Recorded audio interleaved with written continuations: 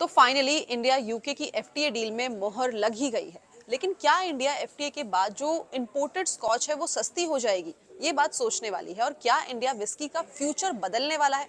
आइए जानते हैं। देखिए, जो यूके से खबर आई है कि स्कॉच विस्की पर जो ड्यूटी है वो 150% से घट के 75% तक हो जाएगी। लेकिन क्या ये फायदा कंज्यूमर तक कैरी फॉरवर्ड होता हुआ दिखाई देगा? Not really. देखिए, अगर एक बॉटल प्राइसिंग की बात करी जाए तो यहाँ पे केवल 100 से लेके 300 का ही जो फर्क है वो हमें पड़ता हुआ दिखाई देगा, दैट्स इट। और इतना प्राइस ड्रॉप तो किसी का भी जो मूड है वो नहीं बदलने वाला है।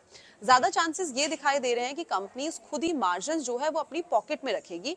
यानी कि जो स्कॉच इंडिया में बल्क में आके बॉटल होती थी वो भी अब डायरेक्टली इंपोर्ट होगी, क्योंकि ड्यूटी कम होने के बाद जो लोकल बॉटलिंग का फायदा है वो कहीं से कहीं तक नहीं बचता। इसलिए जो ये स्टेप है वो लिया जा सकता है। बट इंडियन विस्की मेकर्स के लिए ये एक प्रॉफिट बूस्टर हो सकता है। जो स्कॉच ब्लेंडिंग के लिए लेते थे विस्की मेकर्स, अब वो उन्हें और भी ज्यादा सस्ती मिलेगी। मतलब कि जो इनके मार्जिन है वहां पे हमें एक इंप्रूवमेंट आता हुआ दिखाई देगा। सो अगर हम नेट नेट समझे, यूके इंडिया एफटीए से कंज्यूमर को ज्यादा कुछ नहीं मिल पाएगा, बट कंपनीज की जो बॉटम लाइन है वो हमें जरूर ग्लो करती हुई दिखाई दे सकती है।